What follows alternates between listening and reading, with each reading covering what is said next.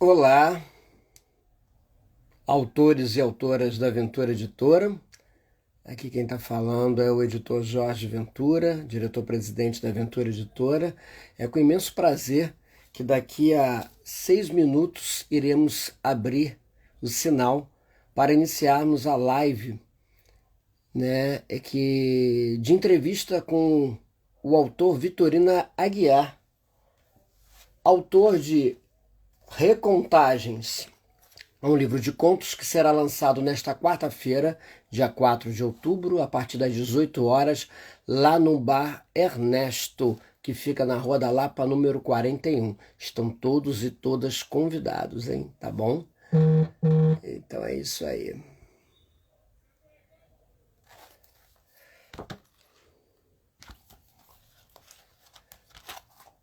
Já estamos chegando quase às 7 da noite. Estamos aguardando aqui o nosso autor.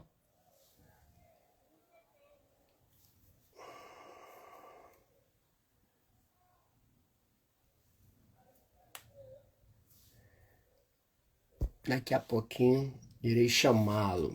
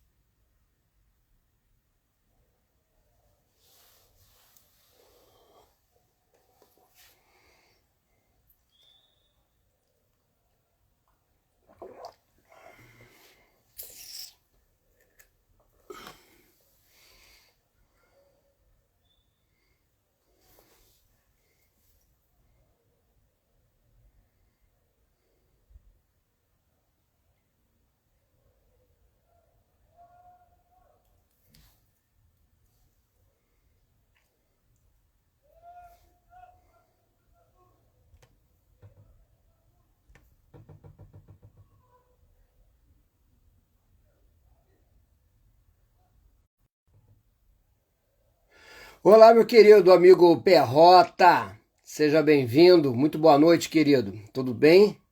Então, nós vamos dar início daqui a 5 minutos a uma live com uma entrevista especialíssima com o autor Vitorino Aguiar, autor de Recontagens, que é um livro com 16 contos, né? E ele vai lançar esse seu mais recente livro agora na quarta-feira, no dia 4 de outubro, a partir das 18 horas, no Bar Ernesto, que fica ali na Rua da Lapa, número 41. Já estou vendo que o autor já chegou. Oi, Vitorino, boa noite.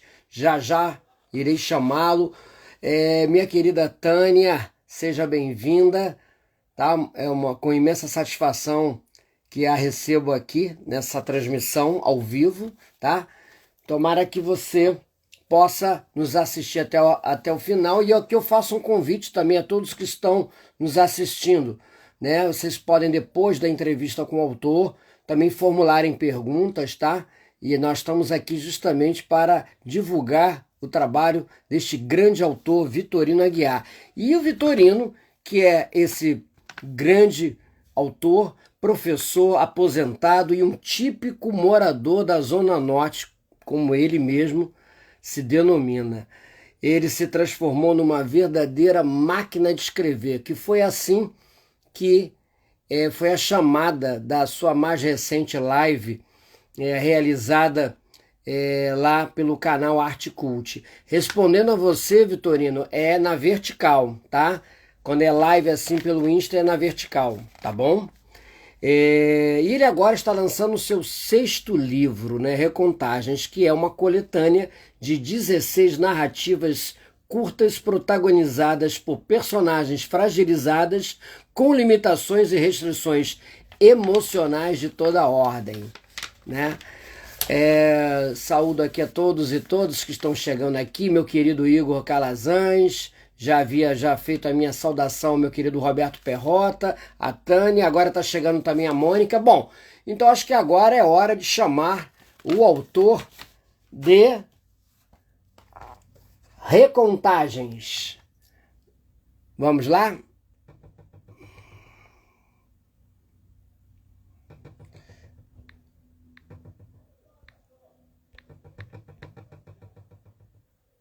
Fiz o convite aí ao nosso autor, que ele vai entrar aqui, e aqui mostrando para vocês aqui, ó, já está pronto, preparado o seu display de mesa aqui, onde ele estará lá sentado à mesa para autografar seus exemplares, tá? Fiquem ligados porque o evento de lançamento será nesta quarta-feira, dia 4 de outubro, a partir das 18 horas, lá no Bar Ernesto, que fica na Rua da Lapa, número 41. Boa noite, Maria Célia, um grande beijo. Fátima, meu amor, um grande beijo também. A todos vocês que estão nos assistindo aí, muito obrigado aí pela audiência, tá? Eu já fiz o convite ao nosso autor, né? Vamos ver se ele vai aparecer aí.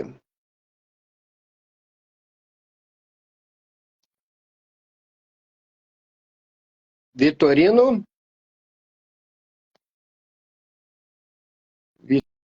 Vitorino não pôde participar aí agora, vou chamá-lo novamente. Vamos lá.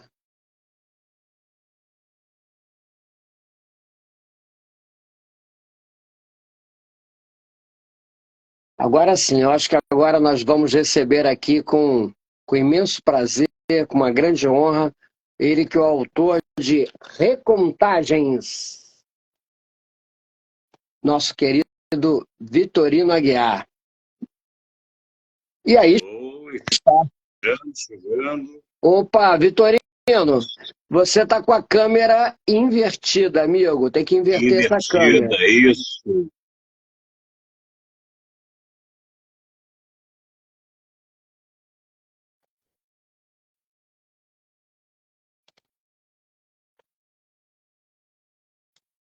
E eu não sei por que eu tô vendo ele tá travando um pouquinho ali, né? É.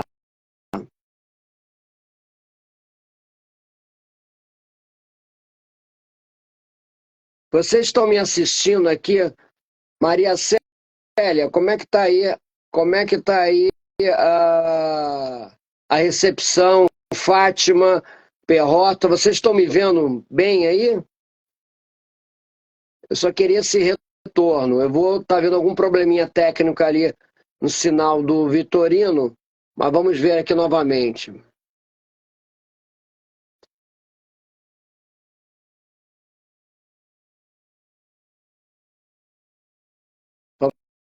Vamos lá novamente chamar aqui o nosso querido autor, Vitorino Aguiar. Vitorino, agora vai dar certo.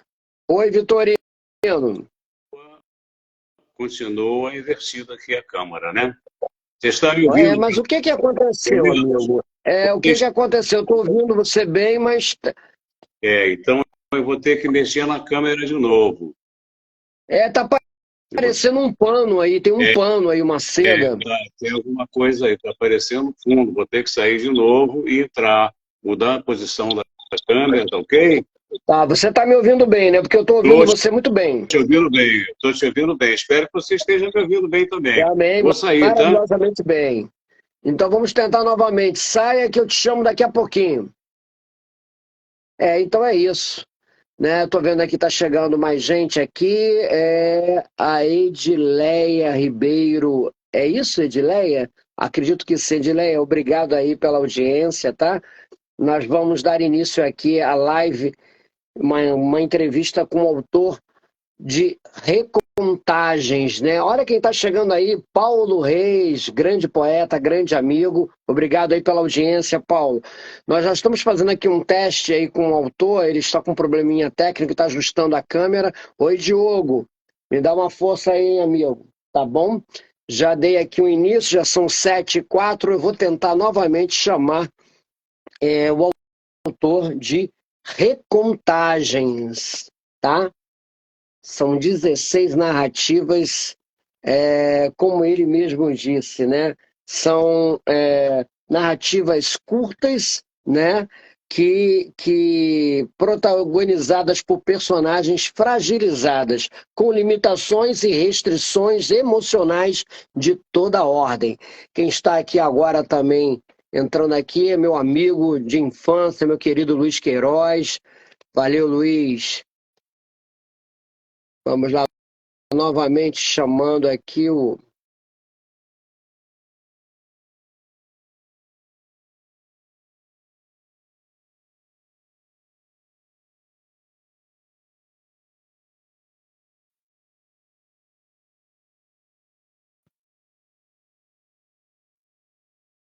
Vamos tentar ver se a gente consegue o Victorino novamente.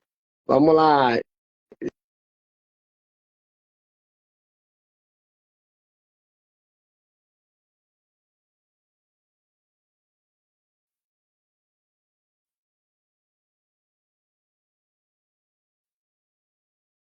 Acredito. Opa! Aí ele aí, chegando aí, ó. Ô, De novo, invertida. meu querido, o que aconteceu de ontem para hoje? Acho que houve alguma coisa aí. Ó, ajeita mais, vai ajeitando a câmera. Eu acho que não está invertida, não. Eu acho que você que está mal posicionado. Vê aí. Vai mexendo na câmera, no celular. Já Ó, tá experimentei vendo? Tá antes. vendo? Tá vendo? Aí, tá aparecendo aí uma espécie de um vasilhame, uma planta, alguma coisa assim. Não, mas quando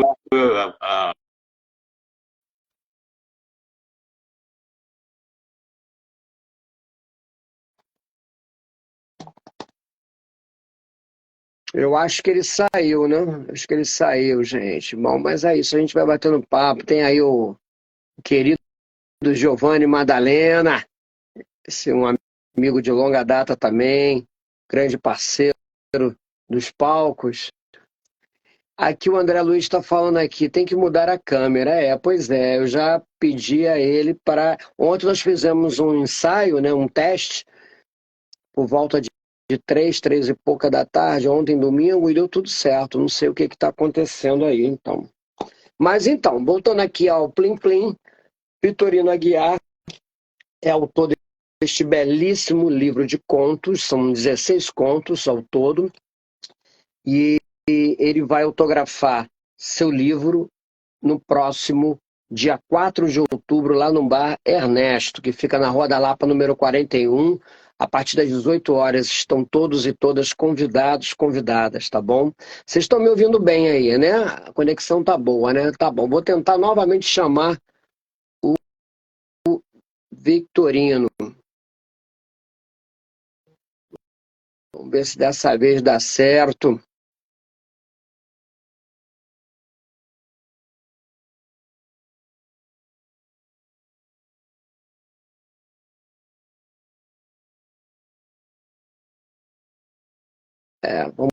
Vamos lá ver aqui.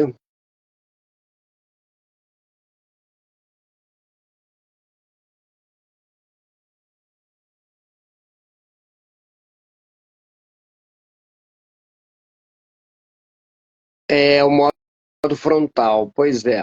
Vamos ver agora Com o cachorro e todo, né, Giovanni? Olha, já fiz um novo convite para o nosso autor aqui, vamos ver se ele consegue entrar. Vitorino,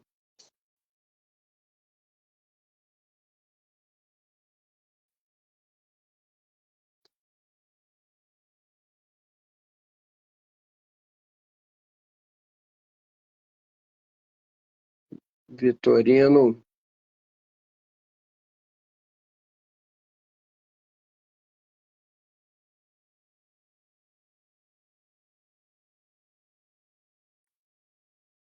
Vamos lá? Acho que ele vai entrar agora, hein? Vitorino? Vitorino? Continua com o mesmo Você problema. tem que botar Continua o com o modo mesmo. frontal, o modo frontal. O que aconteceu de ontem para hoje que deu tudo certo ontem, rapaz? Eu não mexi em nada, cara. Eu não mexi em nada, com sinceridade.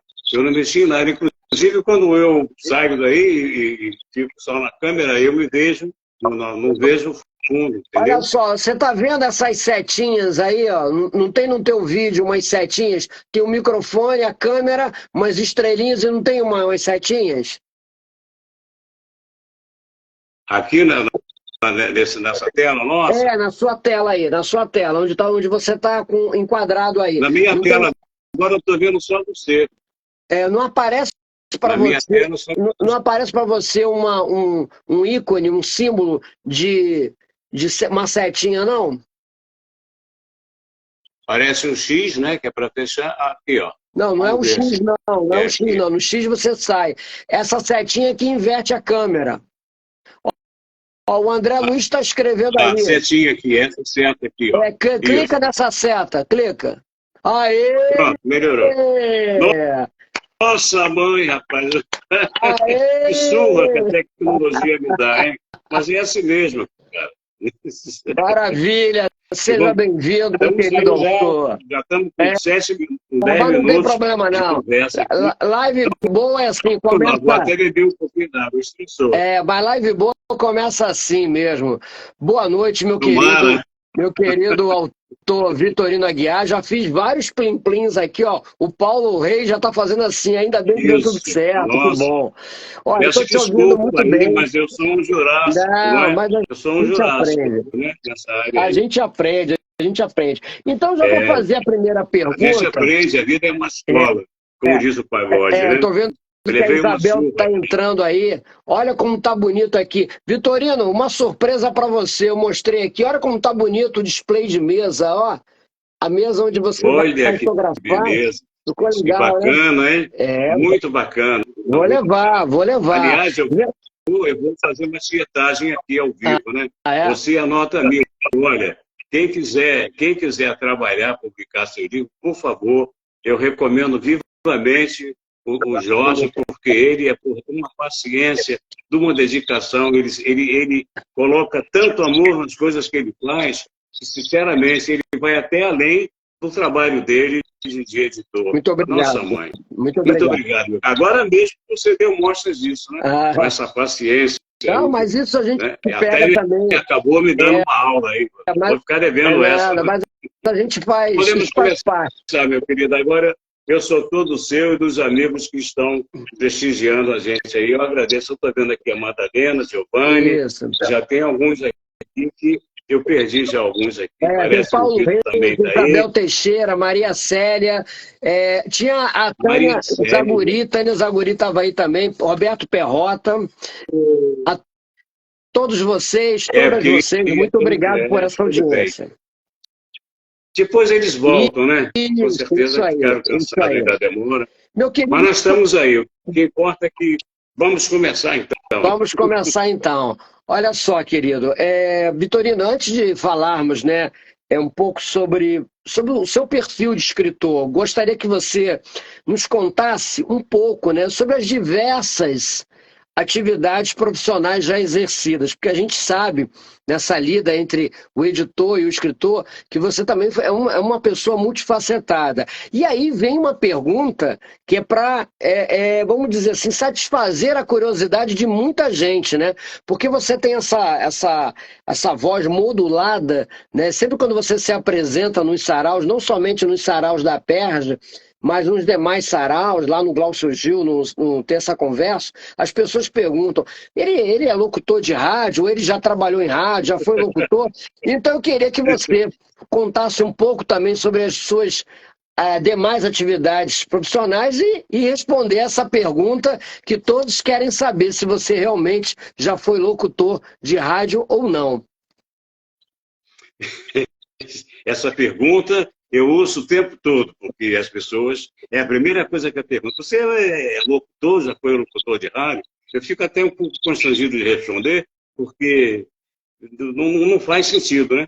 Mas, enfim, não, eu nunca trabalhei como locutor de rádio. Na verdade, eu tive um programa numa rádio comunitária, quando eu estava por volta de 50 anos, mas era um programa que funcionava mais como disc jockey. Essa rádio, por sinal, ela foi tirada do ar e os transmissores foram lacrados, porque alegaram que a rádio estava funcionando ilegalmente.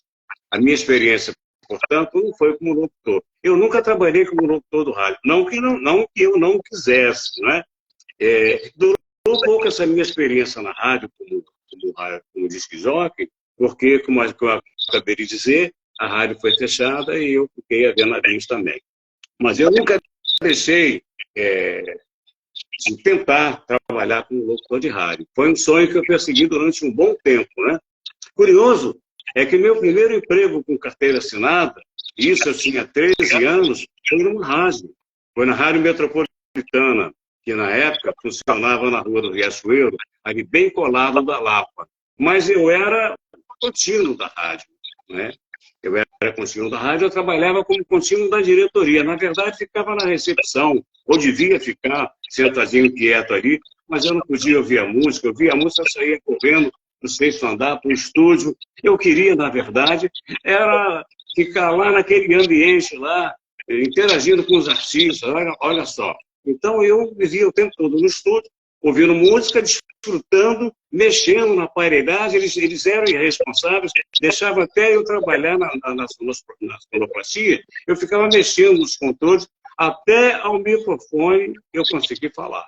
Então, o que acontecia? Eu via aqueles artistas ali, eu via aquele ambiente, né? Aquela aura, né?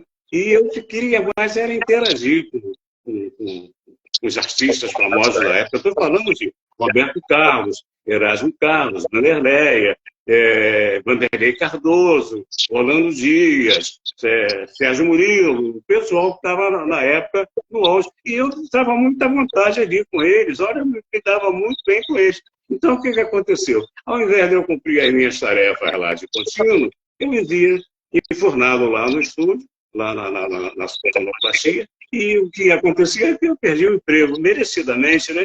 Eu entrei lá como menor, eu ganhava meio salário mínimo, e até para trabalhar lá, meu pai teve que pegar uma autorização nos juizados de menores. Agora, o que é de mais curioso nisso, que quando eu comecei a trabalhar lá, eu não tinha essa voz. Mas no decorrer do meu estágio, quando eu cruzei os 14 anos, aí a natureza me dotou com essa voz radiofônica, né? O pessoal chama de voz de FM, e eu mantenho essa voz até hoje, faz parte de mim mesmo. Quando eu adquiri esse timbre, aí eu comecei a sonhar em ser locutor, realmente.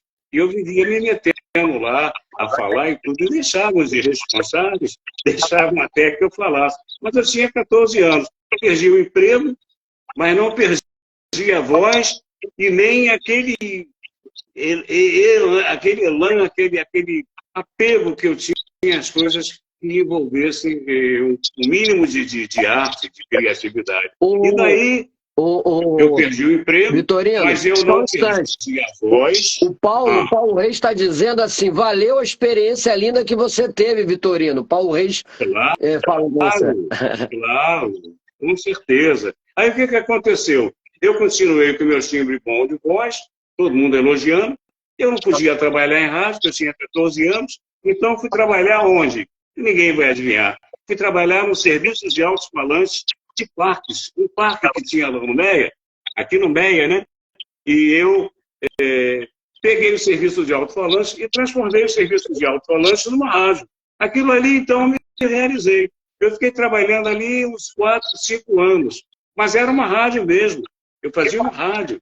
Eu tinha os picapes, né, aquelas diversos toca-discos, e eu ia administrando. Tinha comercial, tinha jingle. Eu ganhava lá no parque muito mais do que o meio salário mínimo que eu ganhava como estagiário, como aprendiz na Metropolitana. Quando eu fiquei maior, claro, eu fiz mais investidas e tentei trabalhar, mas na verdade eu queria entrar no meio artístico. E aí eu fiz tudo, tentei na Rádio Nacional, tentei na Rádio Carioca. Na Rádio Nacional, eu infernizei a vida desde lá uns 2 anos, tentando trabalhar como radioator, que eu gostava, né? Mas não consegui. Até na Rede Globo, eu comecei com o Merval Pereira lá na Academia Brasileira de Letras, eu não podia ser seu colega de profissão, ele deu uma gargalhada. Mas é verdade. Eu cheguei a fazer o teste do Jornal Nacional.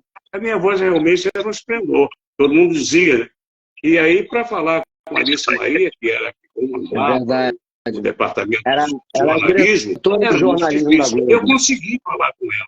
E consegui que ela ouvisse a minha voz. Quando ela ouviu a minha voz, aí ela tremeu nas bases, deixou eu fazer a prova. Mas eu não tinha experiência nenhuma no meio, não tinha nenhuma recomendação, mas ela deixou eu fazer a prova. Mas antes ela falou para mim, venha fazer o teste, mas venha, como é que ela falou? Mas ela falou assim, mas venha arrumado como gente, porque eu usava barba, tinha aquele cavanhaque, eu estava mais para Trotsky do que para noticiarista, né? E aí eu fui reprovado também, outra vez, na Rede Globo. Nada pessoal, que, entendeu? A vida tem os seus mistérios. Como diria o personagem criado por Chico Anísio, o Alberto Roberto, te cuida Cid Moreira, né? Ou então te cuida, Sérgio. Eu pensei no Roberval Pelho. O Roberval Pelho era o locutor de rádio e o Alberto Roberto era o ator, mas era o bordão do Alberto Roberto que ele falava, te cuida lá, torraca. E aí você podia ter dito lá, te cuida Cid Moreira. Mas, meu querido, você falou então dessa experiência. Deixa só eu concluir, deixa só eu falar mais uma coisinha para concluir. Aí agora, eu estava lendo Querida Cidade, né? É um livro do meu querido Antônio Torres, né? Esse vitorioso romancista baiano, que também é membro da Academia Brasileira de Letras. Um livro maravilhoso, eu recomendo, sabe? Um livro maravilhoso, uma obra-prima. E nesse livro, nesse romance, existe um personagem que, inclusive, entra numa enrascada, que ele trabalha também no serviço de alto-falantes e ele é obrigado a sair da cidade. Aí, quando eu li esse romance do Antônio Torres, eu me senti encarnado nesse personagem, entendeu? Claro que esse personagem foi muito mais além na profissão do que eu, mas depois também acabou perdendo o seu trabalho. Mas podemos continuar, que eu já me estendi demais. Tá. Assim, mas olha, então, a minha trajetória profissional, a minha picaresca trajetória profissional, inclui de tudo que você imaginar. Eu só não roubei, não matei, não vendi droga. Eu fui balconista, fui feirante, eu fui jornaleiro, eu trabalhei num cassino clandestino. A minha história profissional, ela é muito picaresca mesmo, é uma coisa absurda. Eu trabalhei em tudo. No final, eu fui trabalhar como bancário, eu trabalhei como auxiliar de contabilidade, como balconista, como vendedor, mas a maior parte do tempo eu atuei mesmo como professor, atuei no magistério, porque eu podia acumular as funções, né?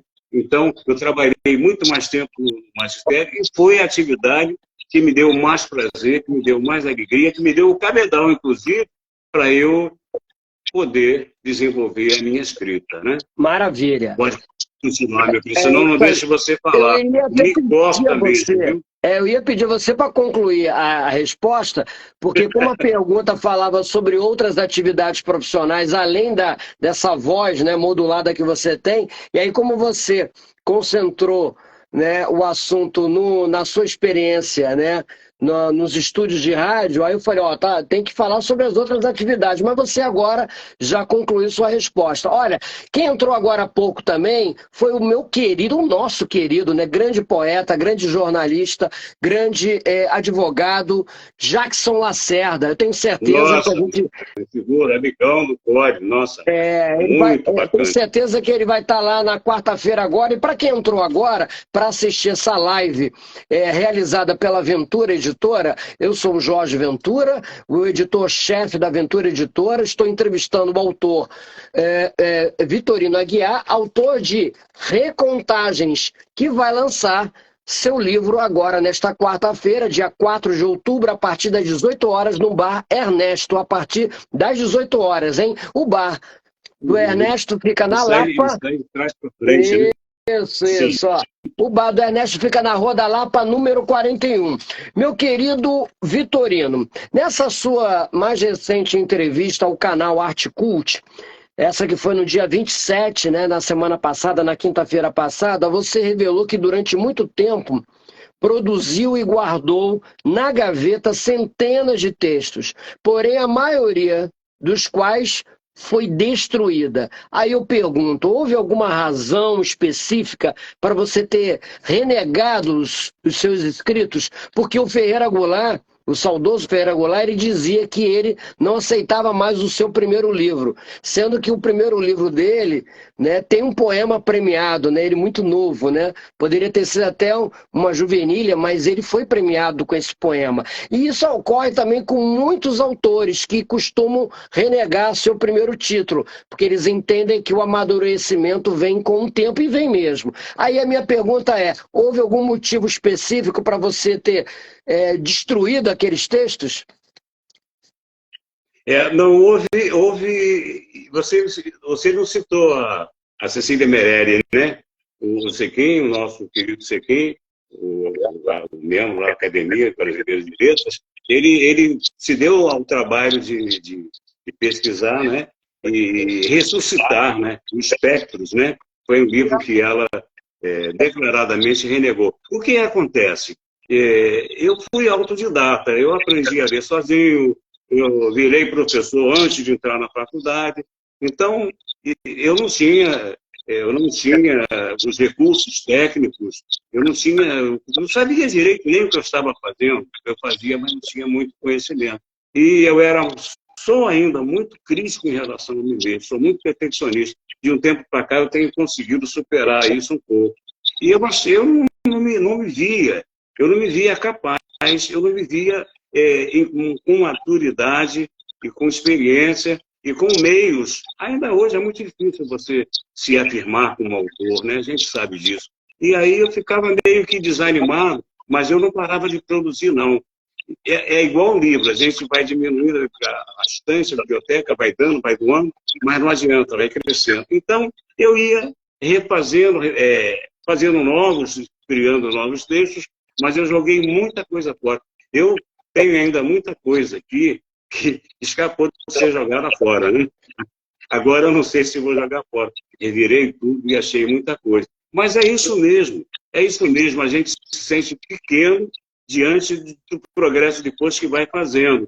E aí fica, por publicar isso, eu tenho um poema, por exemplo, que eu dediquei à minha mãe, que foi publicado no jornal, num colégio onde eu estudei, e não sei nem como é que ele sobreviveu.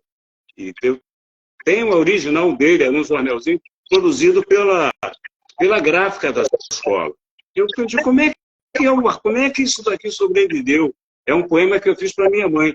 Em 1962. Eu tenho um jornal aqui, amareladinho, sabe, meio cansadinho, quase virou uma múmia, digamos assim, mas dá para ver perfeitamente. E tem nele uma reportagem, uma matéria, um texto sobre o Machado de Assis, inclusive com a foto do Machado de Assis. E eu guardei aquilo, mas é muito difícil. A maior parte do que eu produzi, quando eu tinha 10, 11, 12, 13 anos, até na faculdade, muita coisa eu joguei fora. Maravilha. Mas isso daí não me entristece, não. Não me entristece, não. Era bom que eu tivesse guardado, né? Mas tem muita bobagem página, né? Olha só, a Isabel Teixeira brinca com você dizendo, puxa, poderia ter sido até político, né? E aí começa a gargalhar. E a Edileia Ribeiro o parabeniza pela participação da live e também pela sua publicação de recontagens. Meu querido Vitorino, quando você começou a escrever prosa, teve como grande inspiração ou influência algum escritor de sua preferência? Olha, eu fui um leitor, não é, muito novo. Eu li Dostoiévski com 15 anos, 16 anos, o que não era muito, ainda não tinha nem os elementos ainda, digamos assim, para absorver, para eu fluir aquilo, usufruir daquilo tudo. É claro que eu tive influência do Dostoiévski. Eu li o Père Goriot, que é o título em francês, que em português é o Tio Goriot, que é do Balzac, se eu não me engano, do Balzac, né? Eu tinha 15, 16 anos, eu ia lendo tudo que me caísse a mão, eu lia mesmo, não tinha esse negócio não. Então, eu devo ter sofrido agora. Uma leitura que eu só fui ter na faculdade foi do Machado de Assis, né? Eu só fui ter contato com Machado de Assis depois que eu estava na faculdade. Agora, o resto, eu digo que essas influências a gente não pode fugir a elas, né? Porque é a mesma coisa você nascer num país e falar a língua de outro país. Você aprende primeiro aquela língua, né? O primeiro contato que você tem com o idioma é o que vai solidificar a sua língua nativa, que vai ser a sua ferramenta, né, de trabalho, de funcionamento dentro da sociedade, é aquela língua. Então, é mais ou menos. E a leitura, como eu já aprendi, ela é o prenúncio, ela é o que dá aso, que dá condições para você escrever. Então, a escrita, ela é a memória da leitura, assim como a fala é a memória da audição. A pessoa que não lê, a pessoa que não enxerga, melhor dizendo, ela não tem como ela reproduzir a grafia, né? Escrever aquela. Primeiro, ela tem que entrar em contato com o ouvido, não é? E aprender aquela língua para depois ela falar, e depois que ela falar, ela vai aprender a escrita. Então, para mim, a escrita é memória da leitura. Eu li muito, li mais do que deveria, porque eu não escolhia segmento. Eu lia sobre psicologia, sobre religião, filosofia, idiomas, entendeu? Eu tenho uma obsessão, isso é doentio, né?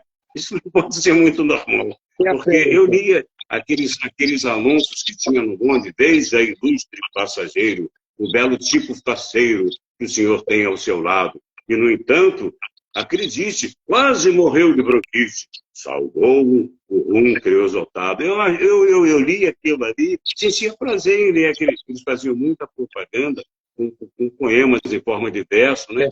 E eu adorava aquilo. Então, isso tudo influencia você, o comercial, programas de televisão, filmes. Eu era viciado em cinema. Eu era viciado em cinema. Eu ia ao cinema 2 vezes por semana, porque era barato, né? Era uma coisa acessível, tinha tudo que era no cinema. Isso servia de esteio, né? De mote inspirador, né? De base para você também se inspirar a criar histórias, a desenvolver roteiros. Perfeito. Eu queria acusar aqui a presença de Maria Mazei, irmã da nossa querida escritora, também autora da Aventura Editora, Sônia Maria Mazei. Seja bem-vinda, Maria. A grande artista plástica Bruna Rafael. Bruna, um beijo. Aqui no meu quarto eu tenho assim um orgulho de ostentar aqui uma tela que eu arrematei lá num sarau. Ela é muito jovem, né? Já mamãe também muito cedo, e é um talento imenso.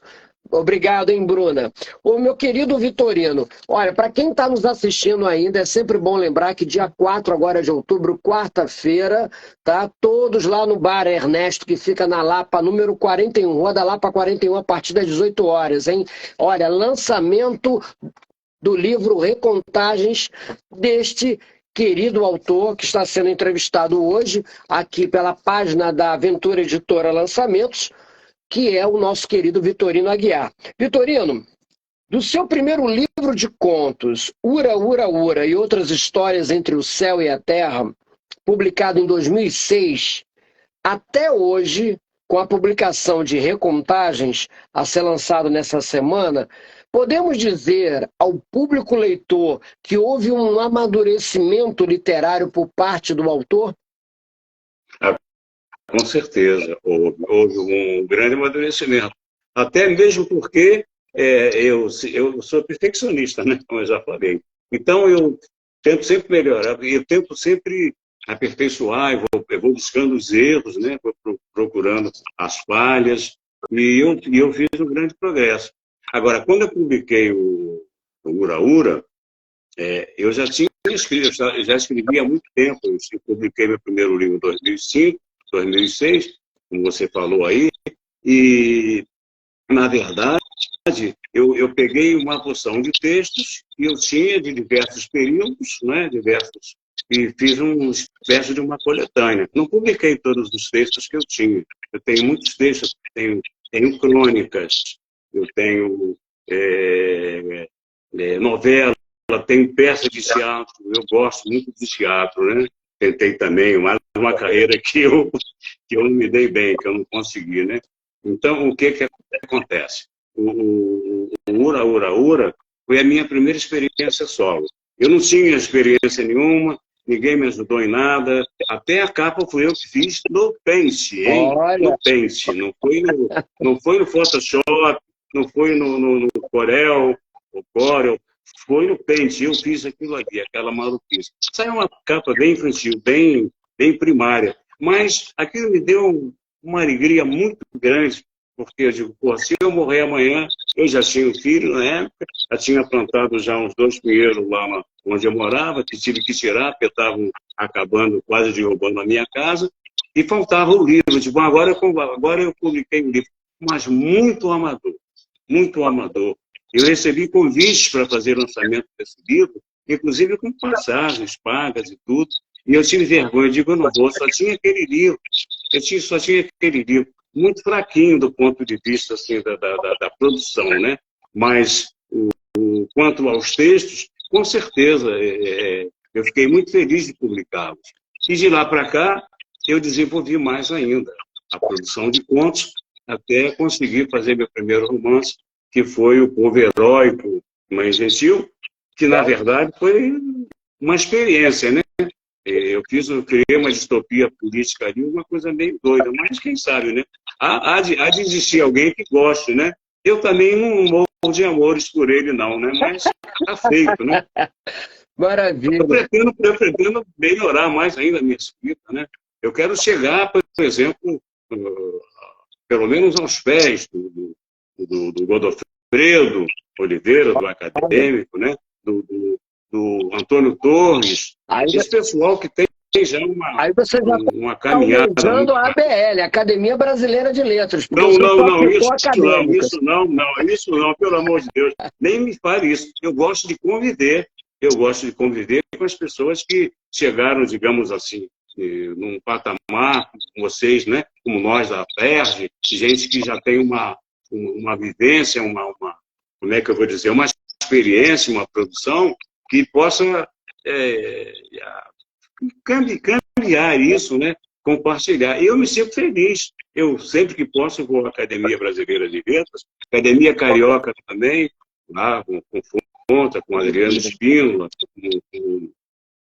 com os outros, com a própria Tana Zaguri, que volta e meia lá também, Ana Paladino, é muita gente. Maravilha. Olha, você citou a FERJ. Eu gosto de estar junto com esse pessoal. Não sei se eles se sentem muito à vontade, porque eu não sou confrade e tal, mas eu sou cara de pau, eu fico ali, eu olho, eu elogio, eu observo, entendeu? Eu aprendo muito com as palestras, com essas conferências que são ministradas na ABL, de graça, rapaz, de graça, olha só. Eu entro lá, assisto aquilo tudo, sou bem recebido, sou bem tratado. Nossa mãe, Vitorino. O Antônio Carlos Chequim é uma pessoa de uma lhaneza pô, de uma Certamente, gentileza. certamente. E Todos o eles, Antônio cara. Torres eu conheço desde os meus tempos de publicitário, ele trabalhou na Sares Interamericana, né? É uma história também é uma outra atividade profissional. Antes de ele migrar para a literatura, ele foi um grande publicitário, foi um grande redator publicitário. Ele criava conceitos de campanha, Isso, slogans, tem conhecimento. maravilhoso. Olha só, você citou na Aperja, além da Isabel Teixeira, que é uma poeta apergiana, que ela está nos assistindo, entraram aqui também dois poetas apergianos. Uma é a diretora de mídia digital, nossa querida Val Melo, que fez a saudação aqui. Melo, um abraço para você, minha querida. Obrigado por Ela prestigiar. mandou uma boa Você noite para nós todos aqui, tá? E o José Afonso. talentosíssimo. Isso. Ela é multifacetada, multitalentosa. Ela vem postando aí os desenhos dela aqui, os mais recentes, né? E para vocês que estão chegando, olha, gente, dia 4 de outubro, lançamento de Recontagens lá no Bar Ernesto, que fica na Rua da Lapa, número 41. Olha como tá bonito o display aqui do Vitorino, hein? Olha, mais uma publicação. Tá muito... Invenção sua. Mais uma publicação da Aventura Editora, isso é muito importante. Meu querido, a gente fala muito, né, na poesia do nosso ou eu lírico ou sujeito poético. É quando o poeta assume a primeira pessoa, mas nem sempre é ele que está vivenciando aqueles versos, né? O mote daqueles versos. O mesmo ocorre também na prosa. Aí a minha próxima pergunta é a seguinte: em seu livro de contos, Recontagens, o leitor pode identificar o autor e suas vivências na pele de alguns protagonistas ou cada conto é elaboradamente ficcional? Essa é uma pergunta fácil de responder, porque é impossível a gente produzir sem ter um pé na realidade, sem ter uma base na sua história, na história do país. Claro, em algumas narrativas, com certeza, há um pouco ou muito de mim, não é? E do meio que eu frequentei, que eu vivi. Por exemplo, o que deu o ensejo ao título do primeiro livro, Ura Ura, é baseado um pouco na experiência que eu tive com o Contínuo, né? Aqueles meninos que ficavam na rua lutando contra a ditadura, né? Que se opunham ao governo militar, que estava endurecendo cada vez mais, e aí é um pouco aquilo, né? Eu vivi aquilo aqui, né? Eu corri da polícia na Cindelândia, eu vi o pessoal dançando, né? Como se diz, tiro, porrada e bomba, era um negócio meio... Isso até mexe um pouco com o nosso emocional, com a nossa história do dia. Mas é claro que a gente é romanceiro, eu não sou um historiador, eu sou um ficcionista. A gente mistura a realidade com a fantasia e vai colocando mais claro que eu estou um pouco nele. E estou também em outras histórias, né? Por exemplo, na chuva e choro, eu estou ali, eu vivenciei aquilo, uma companhia que eu trabalhei, e passei por uma experiência daquela. Fui mandado embora no dia 31 de março, né? Acho que eles me mandaram no dia 31 para comemorar o golpe, né? E aí eu fiquei desempregado. Eu tinha disposições muito radicais, né? Eu era muito... E eles tentaram me seduzir tudo, mas no fundo eu era contra aquilo tudo. Eu nunca gostei de ditadura. Eu não gosto de ditadura. Seja ela de esquerda ou de direita, de centro, se é que existe, a ditadura é uma violência, é uma afronta à inteligência da pessoa e à natureza do ser humano. Até os animais rejeitam ficar nas correntes, né? Pois não, meu querido. Você me corta. Tá bom. Agora uma pergunta que eu não estaria nem no script, né? Mas assim, se você tivesse a oportunidade, nós falamos de amadurecimento literário agora há pouco, né? Se você tivesse que revisitar uma obra sua, você modificaria radicalmente uma obra? Ou seja, você reescreveria de forma mais radical? Olha, se a resposta for afirmativa, queremos saber qual obra foi, né? Eu, por exemplo, esse primeiro romance, que eu chamo de distopia política, eu não. Quem primeiro rotulou como distopia política foram os críticos, as pessoas que fizeram leitura crítica e que comentaram comigo a obra. Eu faria algumas modificações com relação à estrutura, né, com a forma como ela conta. E a Flora Diniz, a Flora que tem uma conexão muito grande com a realidade também, né, começar pelo nome, foi muito mal interpretado, algumas partes dessa narrativa foram mal interpretadas, não foram compreendidas, porque eu coloquei mais de um narrador, digamos assim. Tem um narrador ele mesmo, e depois a protagonista toma voz, ganha voz e começa a narrar. E muita gente não compreende que, na verdade, a história foi contada pelo narrador e depois está sendo contada pela protagonista. Então, diz, o cara está repetindo. Ele está repetindo. Eu não repeti. Houve mudanças no conteúdo, na forma da exposição, porque um era o narrador e o outro era a protagonista. Então, eu talvez fizesse uma ajustagem com relação ao foco narrativo. Mas eu não tenho nenhuma ressalva a fazer, eu não fiz nada do que eu possa me envergonhar. Ao contrário dos meus primeiros textos lá, que eu rasguei, que foi uma burrice também, não devia ter rasgado nada, mas eu já rasguei, já joguei fora. Eu faria... A gente sempre tem alguma coisa para mexer na parte gramatical, na parte ortográfica. Há muitos erros, há muitos girios. Se a gente ficar a vida inteira revisando, nunca sai, né? Não vai sair nunca, porque não existe um romance perfeito, não existe um ser humano perfeito, um regime perfeito, uma religião perfeita. E aí o cara, eu vou parar com isso. Porque se você ficar mexendo, às vezes até piora, né? É verdade. Mas eu, com certeza, vou fazer uma revisão. Os próprios contos agora de reportagens, alguma coisa foi mexida, muito pouca coisa, né? Porque eu trabalhei muito esses contos. E alguns estão em obras de engenharia. Eu fiz uma engenharia mesmo para montar o conto, o que me deu muito trabalho. Mas eu não renego nada do que eu escrevi, não, e nem acho que mereça assim, grandes ajustes. O que eu tenho que fazer daqui para frente é aperfeiçoar cada vez mais. Isso aí. E é o meu propósito. E aí, então, eu vou lendo, eu vou pesquisando, eu vou reescrevendo, até chegar à forma final, que pelo menos para mim esteja publicável, né?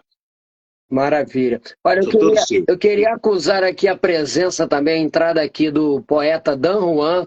Dan, querido, obrigado aí pela audiência. E também da nossa querida poeta, jornalista, produtora cultural, Clécia Oliveira. Clécia, um beijo, querido. Obrigado aí por você ter entrado. Eu não posso ver as pessoas que estão entrando aí para mandar um beijo, para mandar um abraço e agradecer. Isso. Eu não consigo ver aqui, mas eu imagino que você vai falando aí. Parece que o Paulo Reis também comenta aqui, muito interessante essa narrativa expressa por dois pontos de vista. Eu queria dizer a vocês que estão nos assistindo que vocês depois podem também formular perguntas ao autor, tá? Fiquem à vontade. Eu espero poder visualizar aqui as perguntas de todos, tá? Mas fiquem à vontade, que exatamente essa que é a ideia mesmo, não é simplesmente ficar de uma forma passiva, tá? Se vocês tiverem alguma pergunta a fazer, fiquem à vontade, tá bom?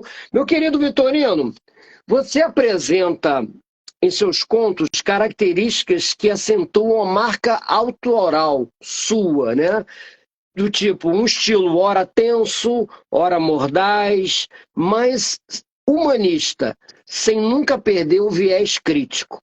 Uma pergunta que não quer calar, porque isso gera uma série de obras que surgiram, inclusive a minha mais recente, que foi Outras Urbanas, né? Você, com esse seu viés crítico, né? Sem perder o seu lado humanista, eu pergunto a você, como você vê a humanidade após o período pandêmico?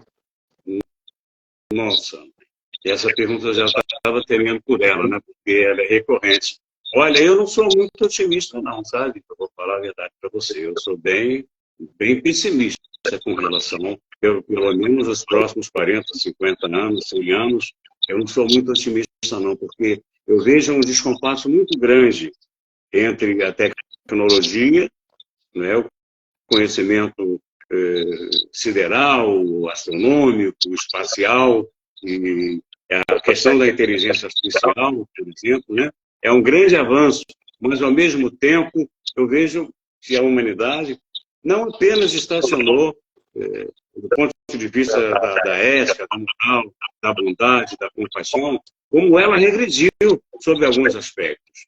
Então, eu fico assim, poxa, o cara com uma tecnologia muito grande, bombas atômicas, inteligência artificial, essas coisas todas na mão, sem ter noção da responsabilidade que isso implica, é como se você pegar uma criança e colocar uma metralhadora na mão dela. Né? É mais ou menos isso. E há povos que estão num estágio de desenvolvimento social e tecnológico bem mais para trás, né? Fora do nosso tempo, e que estão armados até os dentes pela Rússia, pelos Estados Unidos, sei lá por quem mais, e me assusta um pouco isso, sabe? Me assusta que haja tanto conhecimento, tanta tecnologia, e que não esteja sendo empregado para melhorar, por exemplo, o nosso autoconhecimento, o nosso aperfeiçoamento moral e ético. Você imagina, 90% do nosso comportamento, dizem aí os especialistas, é determinado. 90% são determinados pelo nosso inconsciente. Quer dizer, a gente não sabe nem quem a gente é. Eu sou maravilha, sou bondoso. Daqui a pouco o cara pega uma metralhadora e sai atirando contra todo mundo, vai para cima de um prédio, não é?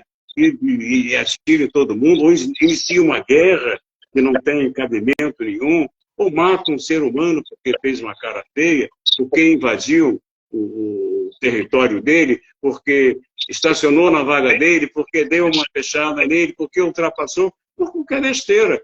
Então, nós somos muito escravos ainda do nosso cérebro, que eles chamam de cérebro, esse cérebro que foi o primeiro das vértebras, que não chega ainda aqui em cima, né?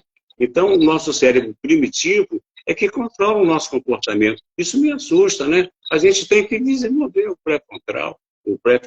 A gente tem que se entender melhor, até para produzir arte. Vai ser bom isso, né? Então, eu não sou otimista, não. Nos meus poemas, transparece muito esse meu pessimismo, essa falta de crença na humanidade. Por isso é que, às vezes, eu fico melhor não mexer muito com poemas, não, porque eu não consigo produzir sem entrar naquilo ali. Então, não tem jeito, eu vou lá e começo a escrever. Mas a prosa é melhor para mim, porque eu trabalho mais na ideação, eu vou criando. Mas, mesmo assim, até no que eu escrevo em forma de prosa, existe ali um desalento, às vezes, um desânimo, né? Uma descrença. Não sei explicar bem, mas não é uma coisa muito positiva, não. Mas talvez eu venha superar isso, né? Eu tenho só 74 anos, né? Então, daqui para frente, pode ser que eu fique mais otimista, né? Eu concordo com você. Eu também tenho uma visão muito pessimista. Acho que a humanidade, e isso é uma opinião minha, não sou dono da verdade, nem quero ser e jamais seria, mas acho que a minha obra disse muito isso. Acho que eu dei o recado da minha visão desse mundo distópico que caminha cada vez mais para a distopia e menos para a poesia. E esse é o meu mote até na dedicatória do meu livro a todos que me prestigiaram. Isso. Infelizmente, realmente. As máscaras, né, de uma forma metafórica e de uma forma denotativa, não apenas conotativa, elas caíram, né? E eu vejo uma humanidade de forma desleal, de forma leviana, cada vez mais competitiva, mas eu vou usar palavras que eu acho que são até de baixo calão, que são sentimentos sentimentos rasos, mas a inveja, a ingratidão, infelizmente, é o que eu vejo mais, não somente no nosso meio literário, no meio artístico, em todo e qualquer segmento, né? As pessoas pisam no seu pé e olham para você como se você fosse o errado e você que tivesse a obrigação de pedir desculpas, né? E aí você vai lidar com aquela questão da estrutura, né, social, e a gente vive um momento muito complicado, muito complicado. E eu concordo com tudo que você falou. E aqui nós temos aqui uma Ô, pergunta. Jorge, posso fazer uma interrupção? Pode. Eu estou vendo uma pergunta Isso aí aqui que da eu ia Isabel falar. É Teixeira. da Isabel. Ah, Só sim, Isabel. ela gostaria de saber. Eu vou adaptar, porque como o livro, né, Recontagens, trata-se de um livro de contos e não de romance, por certo, não se trata de um último capítulo. Mas, como o Vitorino é um romancista também, e ele já publicou romance, eu acho que isso é uma pergunta genérica, né? Então eu vou adaptar essa tua pergunta, Isabel, perguntando a você, Vitorino, gostaria de saber se você tem, né, não teve, tem problemas para escrever o último capítulo de um enredo, de uma história, ou de um conto, como é o caso aí desse livro, ou de um romance. Com relação ao conto, né? Vamos começar pelo conto, né? Porque parece que todo mundo começa a escrever, que é romancista, que é novelista, A começa. Isabel falou agora, romance. Isso aí, Isabel, show. Isso. Então, o romance ele tem uma estrutura mais complexa. O conto eu não tenho nenhum problema. Modéstia à parte, eu não vou ser falso modesto. Quando eu organizo o conto, eu monto. É porque é pequeno, 4, 5, 10 páginas, no máximo 15, 20 páginas. Então eu monto uma espécie de engenharia. Quando eu vou escrever o conto, eu já sei como é que ele vai terminar. Agora o romance é um pouco difícil, porque você começa o romance, faz aquele planejamento, aquela sinopse, e você vai as coisas vão jorrando na sua cabeça, e você eu tenho alguma dificuldade de encerrar, porque parece que está faltando você contar alguma coisa, mas sempre vai faltar. Agora, no conto, não. Pode até faltar alguma coisa, mas do ponto de vista daquela narrativa, eu já sei, vai começar o conto assim e vai acabar assado. E aí eu não tenho problema. Quando eu escrevo um conto, ele já está pronto. Eu tenho essa característica, porque ela é herdada da minha infância, da minha condição muito favorável na infância. Tudo que eu fazia, tudo que eu fui escrever depois, eu fui obrigado a manter na minha mente. Então, por exemplo, eu com 14, 15 anos, eu escrevia roteiros de filme na minha cabeça, eu montava um filme todinho, do começo ao fim. Isso, eu nem sabia que o nome daquilo era roteiro, né? Agora é que eu sei que é roteiro. Então, eu escrevia esquetes de televisão, programas humorísticos, eu escrevia tudo na minha cabeça, eu sabia a marcação, quem entrava. Então, o que acontece? O conto, por ser uma narrativa curta, ele me dá essa condição. Então, com relação ao conto, eu não tenho nenhum problema com encerrar. Agora, com relação aos romances, essas narrativas mais longas, eu acho que todo mundo tem, de certa forma, alguma dificuldade, porque você tem muitos caminhos para você seguir e parece que aquilo ali não termina nunca. Mas eu também tenho, quando eu começo a escrever um romance, eu já monto ele. É um prédio. Depois eu vou pintando, vou botando azulejos, mas na verdade eu já faço o arcabouço dele.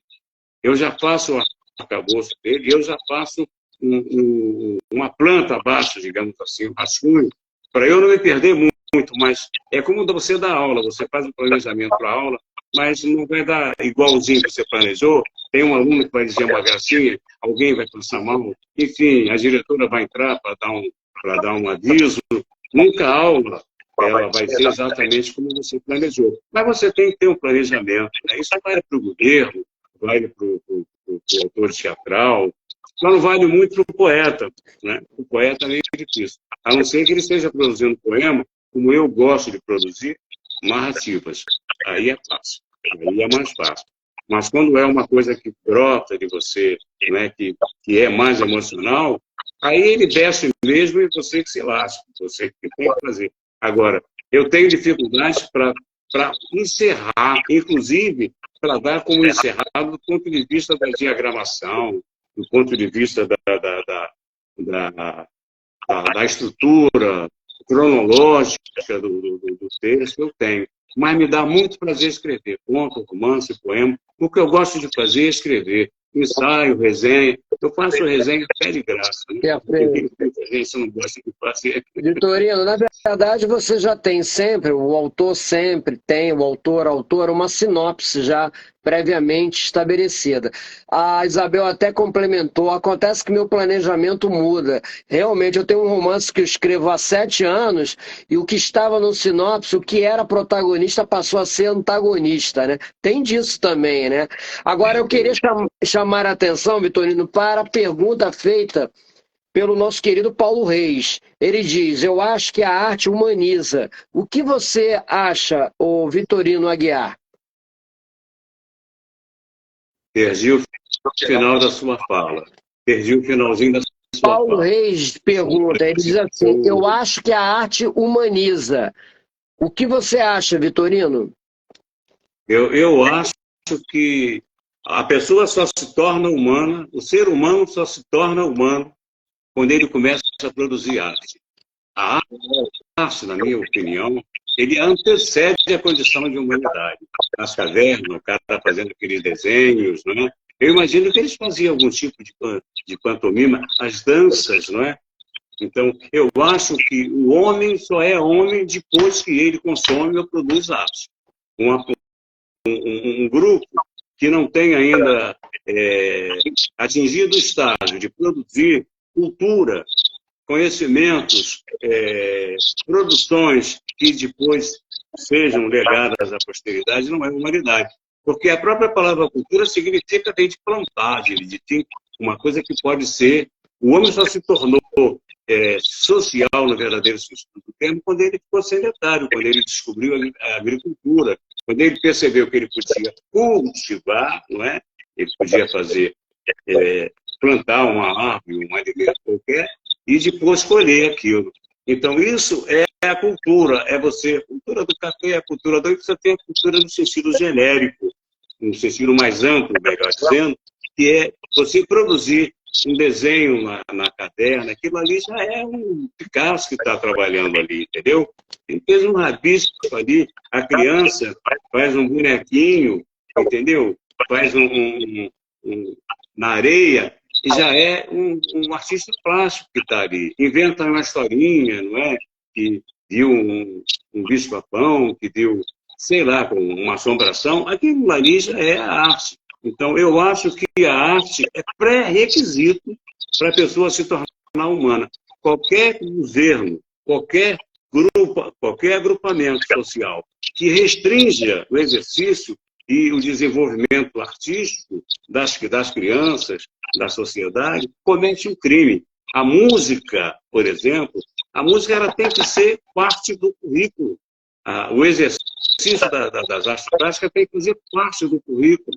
Entendeu? A própria escrita, a criação literária, tem que ser incorporada no currículo já desde pequenininho, porque isso, a arte, ela não permite só que você se conheça, ela não desenvolve só o autoconhecimento, ela desenvolve a compaixão e um olhar mais múltiplo, porque você vai criando seres antagônicos, complementares dentro do que você escreve, dentro do que você produz, e você vê, então, a relação que existe entre um e outro, é uma relação que existe entre você e a outra pessoa. Então, respondendo ao nosso amigo, a arte ela é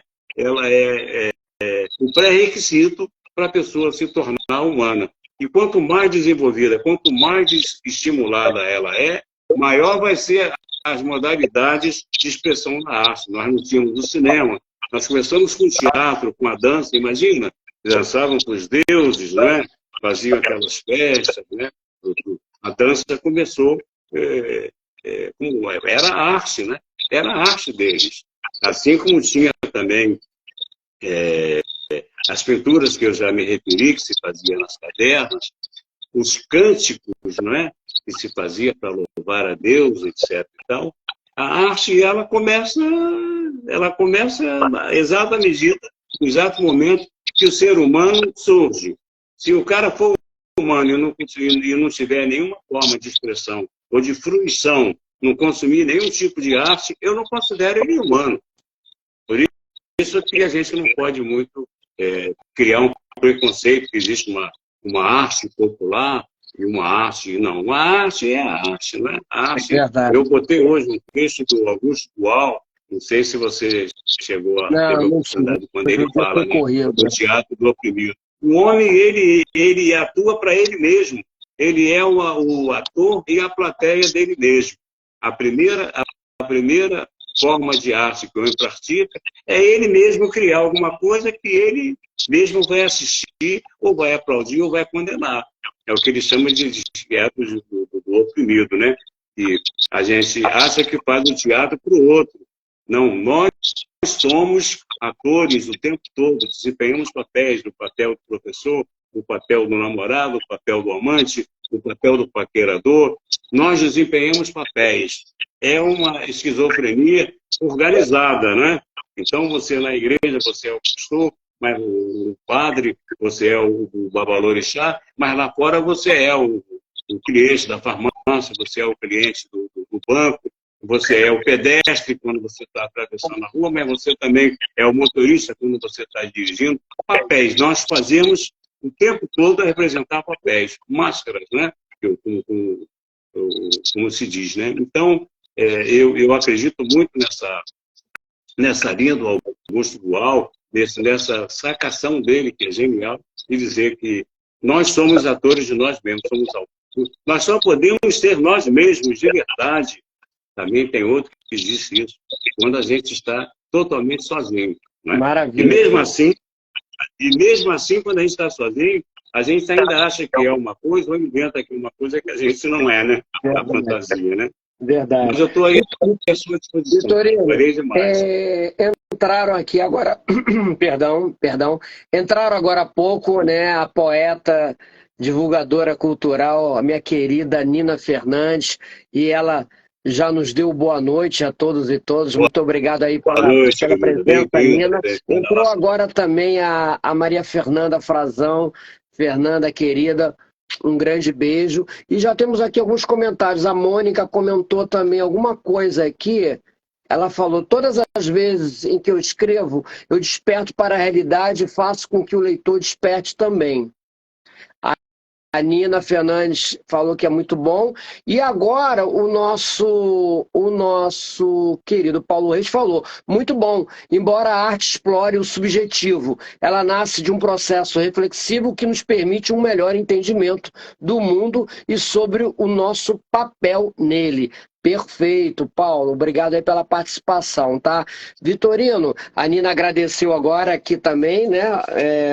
Por eu ter acusado a presença dela virtual aqui na nossa live. Para quem não sabe, gente, essa live da Aventura Editora Lançamentos é hoje voltada para um bate-papo com o escritor Vitorino Aguiar, autor de Recontagens, que será lançado nessa próxima quarta-feira, dia 4 de outubro, a partir das 18 horas, lá no Bar Ernesto, que fica na Rua da Lapa, número 41, no centro do Rio. Mais um título da Aventura Editora, com muita honra. Meu querido Vitorino, Recontagens reúne 16 contos. Uma vez Flamengo, Provérbios, Ladrão de Mulher, O Carismático, Transferência, O Julgamento do Poeta, Almas Gêmeas, João Sem Braço, Adultério, A Morta, O Testamento, Ura, Ura, Ura, A Senhora, Chumbo, Chuva e Choro, A Promessa e Frederico. Por que a soma de 16 contos? Você já havia idealizado isso, estruturado, ou esta obra havia uma reunião, uma coleção maior de contos e você resolveu resumir nesta edição que sou suspeito para falar, gente, mas ó, tá belíssima edição. Excelente. Tá? Então, eu queria que você falasse um pouco disso, que nós já estamos com 1 hora e 15 minutos no ar. Antes, né, depois eu vou passar a palavra para você fazer as considerações finais, tá? Então eu queria que você respondesse sobre os 16 contos escolhidos, né? Por que 16, né? Isso. Então, não significa que eu tenha escrito só 16 contos ao longo da vida. Eu tenho mais, uma quantidade maior. Na verdade, eu peguei os contos que que já foram publicados. Não coloquei nenhum conto inédito, né, no recontagem. Eu peguei alguns contos que havia no Ura-Ura e alguns contos que havia no Ladrão de Mulher. Mas eu tenho outros contos que eu poderia ter colocado aí, mas eu queria usar só os contos que eu já tinha publicado. Até por conta daquela primeira edição do Ura-Ura-Ura, que eu achei assim um pouco, digamos, amadora ou muito amadora, e eu quis dar uma oportunidade também porque a reforma ortográfica, não é, veio depois das duas edições. Além disso, com relação à diagramação da primeira das obras, ela necessitava mesmo de muita mudança. Então, eu escolhi as 16, eu imaginei que eram as melhores, né? Das que não eram inéditas. Agora, eu tenho muitos contos inéditos ainda para publicar, que aí eu vou fazer para o próximo ano, não sei quando, mas eu tenho muitos contos para publicar.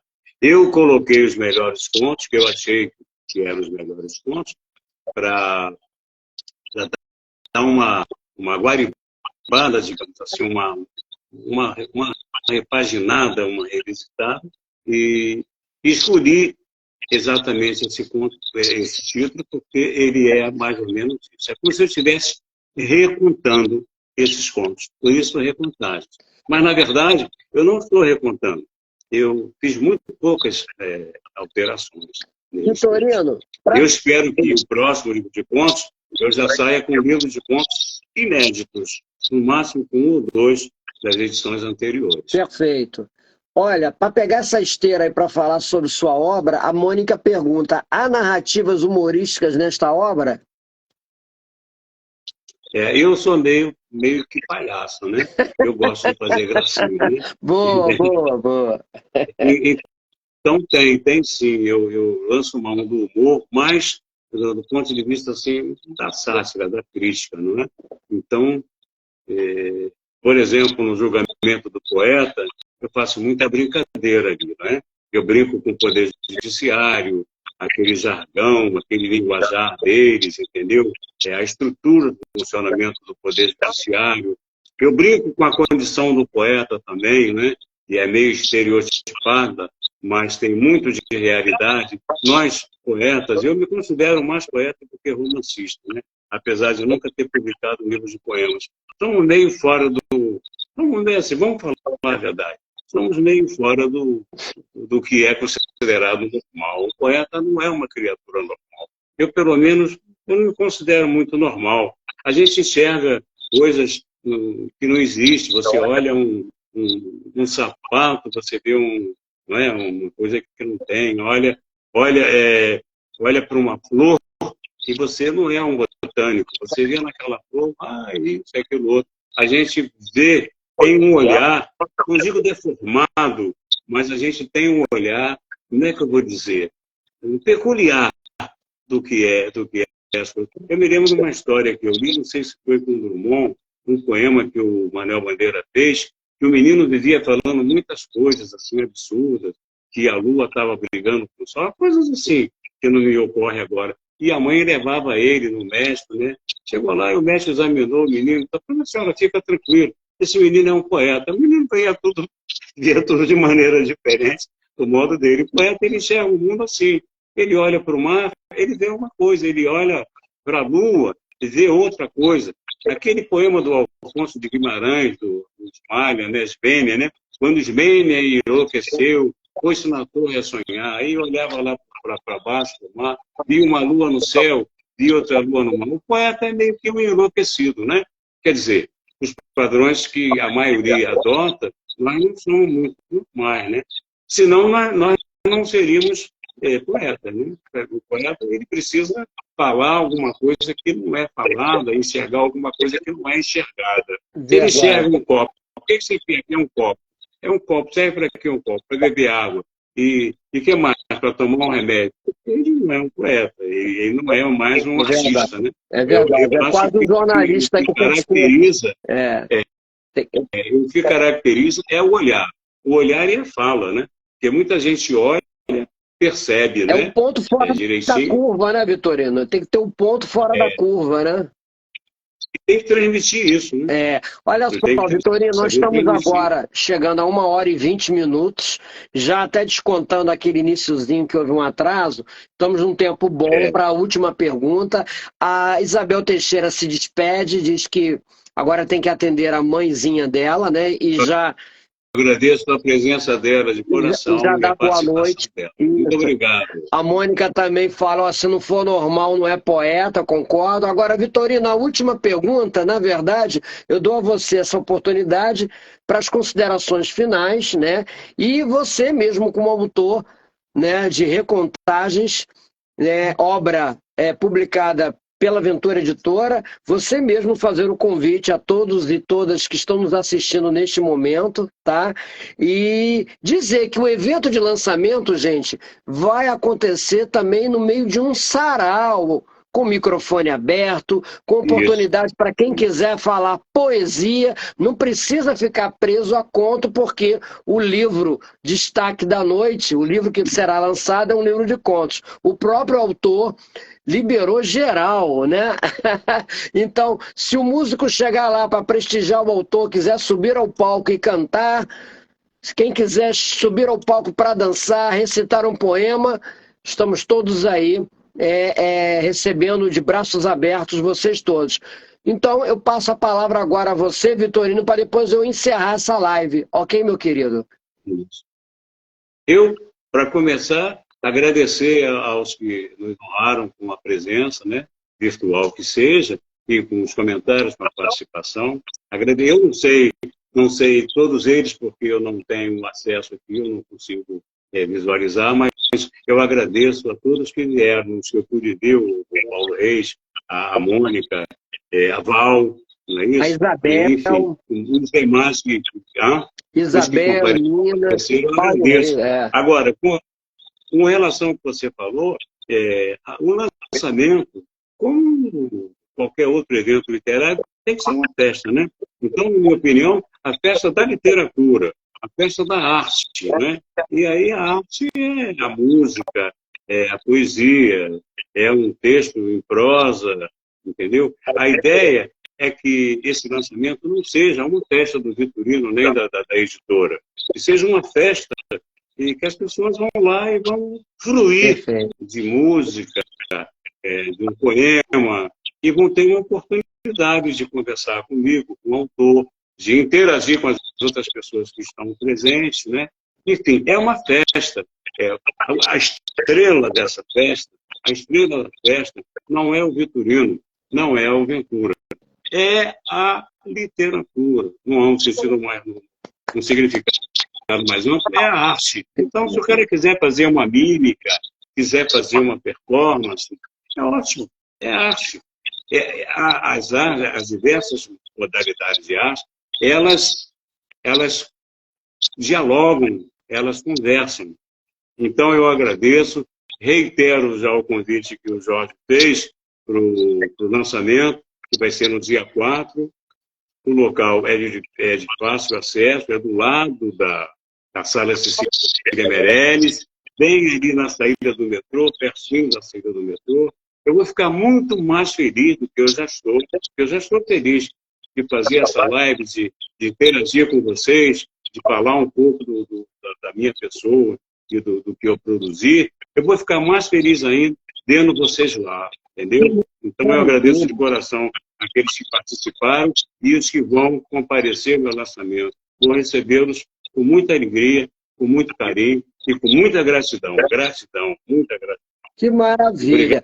Obrigado, João. Vitorino, uma brincadeira só, antes de eu fazer aqui a despedida, né, a todos que nos prestigiaram, né, uma frase para definir o que o seu público leitor pode esperar da obra Recontagens, numa única frase. Vamos lá, improvisa, hein?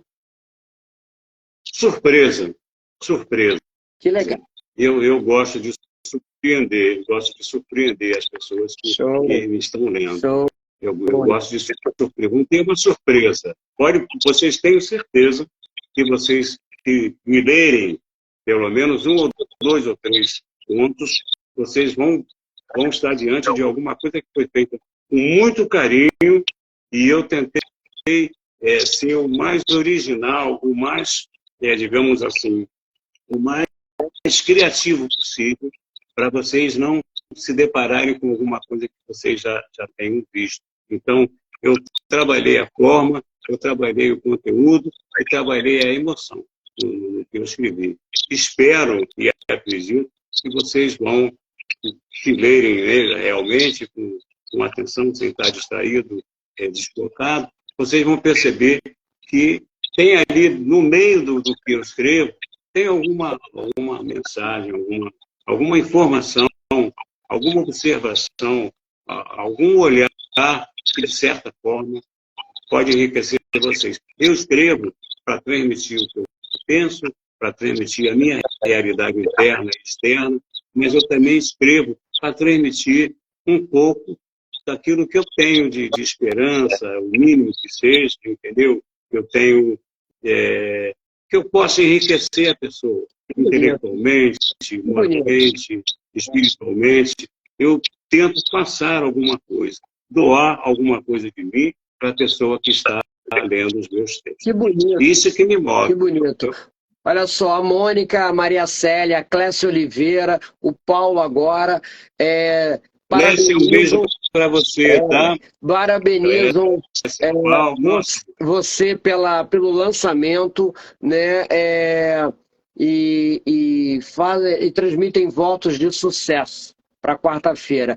Meus queridos, minhas queridas, autores e autoras, amigos e amigas, todos que compuseram essa seleta audiência de hoje, desta noite, no dia 2 de outubro, segunda-feira, só está começando a semana. Daqui a 2 dias, nós teremos o maior prazer de receber vocês todos e todas lá no Bar Ernesto, que fica na Rua da Lapa, número 41, a partir das 18 horas, com um sarau, com o microfone aberto, para brindarmos todos nós o lançamento de recontagens do nosso querido entrevistado de hoje, o autor Vitorino Aguiar. Tá? Fiquem com Deus e em nome da Ventura Editora, eu, Jorge Ventura, editor-chefe da editora, agradece imensamente pela presença virtual de todos vocês, tá? Fiquem com Deus. Meu querido autor Vitorino Aguiar. Gratidão.